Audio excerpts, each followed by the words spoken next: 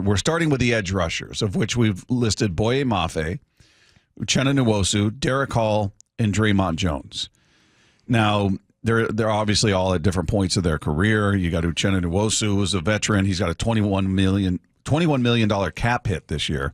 Seahawks got a lot of work to do to restructuring contracts. They got some big cap hits coming.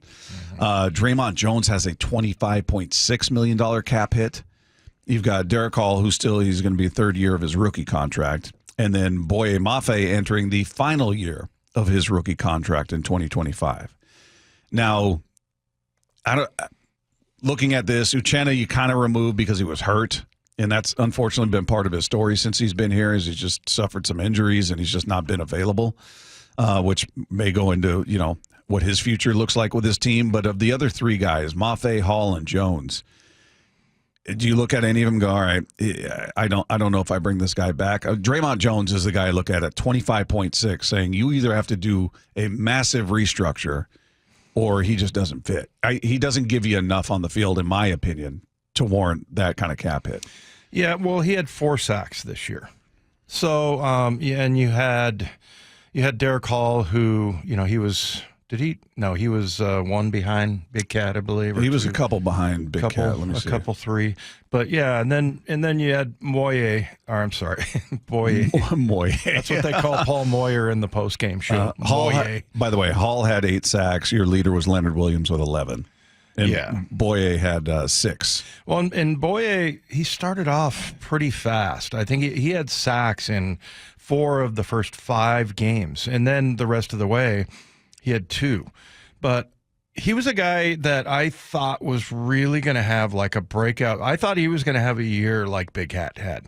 And, he started off that way. But, and I still think he did a good job. I just think he didn't have the production there. But, what do you have, 7 games in a row last year? Is that what it was? He had 4, but the year before that. Yeah, this season we're still in. Or this year season. This year he had 3. Last year he had, he had like 7 in a row. But he also had a drought there for a while. Yeah. Like he had like a 5 or 6 game drought. So, but yeah, I mean, I believe in Boye. I think he's incredibly athletic, and maybe the plays just didn't come his way. But yeah, I mean, I thought he was going to be more of like, Pro Bowl superstar type. And, maybe that's still in the cards for him. But I thought him and Derek Hall showed up really well. But, you have 4 guys. And that was one of the reasons why I thought, they traded away Darrell Taylor.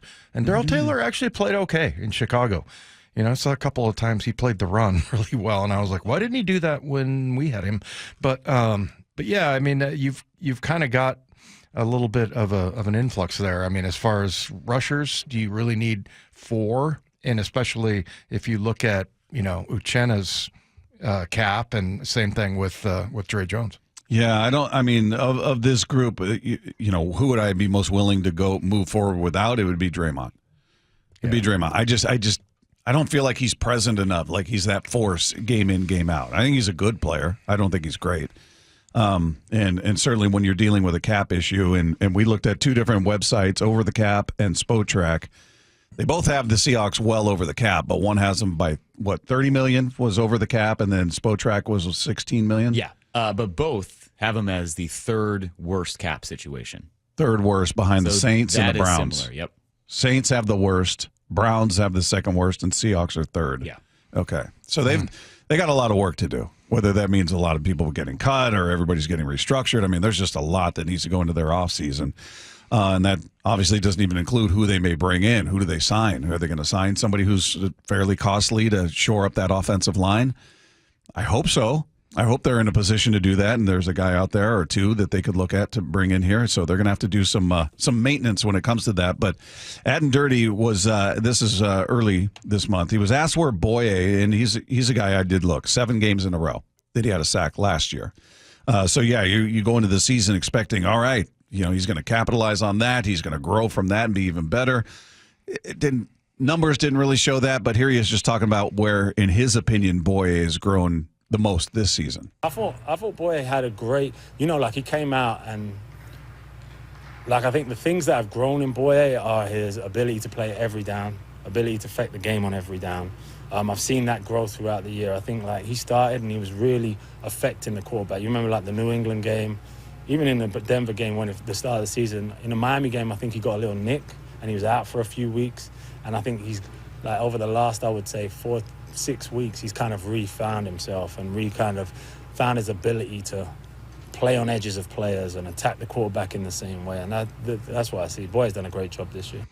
Yeah, I think that was, and we'll hear from Mike McDonald about Derek Hall. I thought that was a little bit the same with him as well, but Boye, the way he, what I call stingy with the space, meaning, when you lean into a tackle, you can't just loop around him. There can't be space between you and him. You have to take like direct angles. It's kind of like we talked about with Ernest Jones as far as going under a block and then all of a sudden, cutting down the line. It's the same type of thing with edge rushers. You just, that's the difference between getting a sack and not. And I thought Boye, he grew a lot that way as far as, really trying to push the edge and trying to use every last little bit of space. And I would say Derek Hall pretty much did the same thing. Well, Mike McDonald, this is back from late September 23rd, giving an explanation as to, in his opinion, why Derek Hall made a huge jump after his rookie season. For guys going from year to one to year two, it's a huge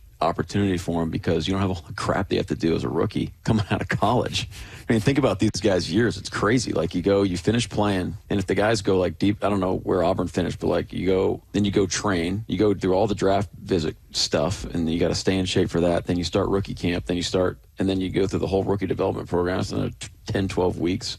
Then you get like 2 weeks off. You know what I mean? Then so it's like, where are you like? You don't get an off season to rest. You don't get an off season to like really train, and just like take a breath and go train and kind of have an understanding where you're a rookie. You don't know like what your game is. Like it's tough for those guys. It's tough. So I think the biggest thing is a year one to year two. Hey, I'm a determined guy. I'm going to work my tail off. I'm going to go train like crazy. I'm going to go learn the scheme. I'm going to come every day like he did and put the work in our off-season program and work with our coaches and AD and CP and Hines. That's where the rubber meets the road, in my opinion. Who's got the most at stake in this season of these guys? Let's say they're all back. Let's say Mafe, Nwosu, Hall, and Jones are all back, and they restructured, they fit them, whatever they did to bring them back. Who's got the most at stake? Well, as far as the hot seat, you mean? Or, yeah. I mean, you could say Mafe because he's entering the final year of his rookie deal, so he's playing for his next deal. But maybe Uchenna's playing for his career here in Seattle anyway. Same for Draymond Jones. Derek Hall, he's in a different position. He's still on his rookie deal. Yeah, I mean, Mafe and Hall both second-rounders. Is that right? Was Hall second? I have to go back and look. Yeah, so... I mean, I think Uchenna and Draymond, but Mike doesn't care. He doesn't care if they were drafted by John or not. He kind of inherited both of them. But I don't know, man. Uchenna brings so much value. I mean, I know he's got the $21 million cap hit this year, but he is so hard to move off the line of scrimmage. And you could say the same thing about Draymond Jones. This is a tough one, but I think as far as upside goes, I think Derek Hall and Boye Mafe can become those guys. They can be really tough at the point of attack, especially versus the run. But I think if you look at just pure pass rush ability, Boye Mafe, Derek Hall, I mean, I think it's above Draymond Jones because Dre's the same way as Uchenna. He's just a power guy. Yeah. So I think both of those have that going for him, and I think it's valuable, no question about it. But if I had to pick two of this group, I'd go with the two second rounders.